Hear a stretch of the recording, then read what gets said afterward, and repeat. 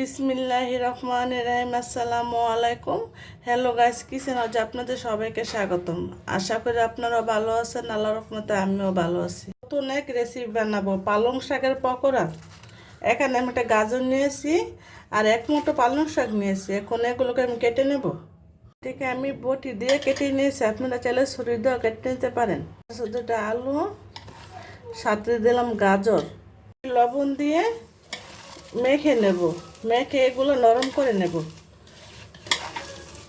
এখানে আমি 1 কাপ চালের গুঁড়া দিয়েছি, এটা আমার ডিলিট হয়ে গেছে, এই জন্য দেখাতে পারেন। এরকম কাপ 1.5 কাপ দিয়েছি। দিয়ে দিলাম মসুর ডাল, দিয়ে দিলাম 2 মুঠের মতো। এই ডালটা দিলে মচমচে হবে পকোড়াটা। একটা পেঁয়াজ পরিমাণ মতো, সাথে ধনিয়া পাতা, মরিচ কুচি করে রাখা, রসুন বাটা, মরিচের গুঁড়া, হলুদের গুঁড়া, হাফ চামচ জিরার গুঁড়া, হাফ চামচ ধনিয়ার গুঁড়া, একটা ডিম, একটা ম্যাগি মশলা। ম্যাগি মশলার আপনারা অবশ্যই দিবেন। অল্প লবণ, আগে আমি লবণটা মেখে রেখেছিলাম।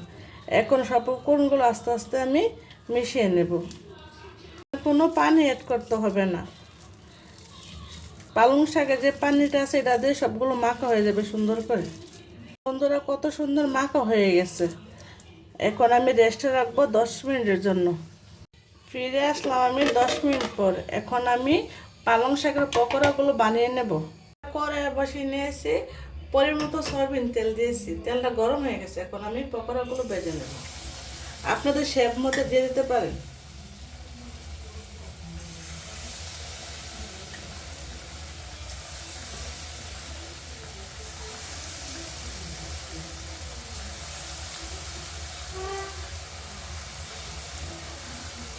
এখন আমি বেজে নেব। আপনাদের কাছে যদি আমার পালং শাক পকোড়া রেসিপিটা ভালো লেগে থাকে, লাইক দিয়ে পুরো ভিডিওটা দেখার অনুরোধ রইল। আর নতুন হয়ে থাকলে আমার চ্যানেলটা সাবস্ক্রাইব করে আমার সাথে থাকার অনুরোধ রইল। আমি অন্য পিঠ উল্টে দেব।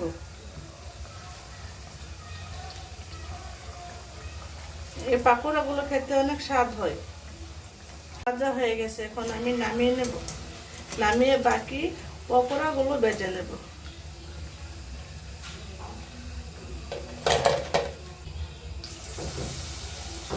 এভাবে সবগুলো আমি ভেজে নেব। তোমাদের একটা লাইক, একটা সাবস্ক্রাইব, একটা কমেন্ট অনেক মনে উৎসাহ জাগে কাজ করার জন্য। তোমাদের অসংখ্য ধন্যবাদ আমাকে সাপোর্ট করার জন্য। তোমাদের কমেন্ট আমার অনেক ভালো লাগে পড়তে। পকোড়াগুলো ভাজা হয়ে গেছে, মচমচে, ভিতর থেকে একটা ভেঙে দিয়ে দেখেন কত সুন্দর মচমচে হয়েছে। যদি আপনার কাছে রেসিপিটা ভালো লেগে থাকে, বেশি বেশি লাইক আর শেয়ার দিয়ে দেবেন। একটা শেয়ারের কারণে সবার কাছে ভিডিওটা পৌঁছে যাবে।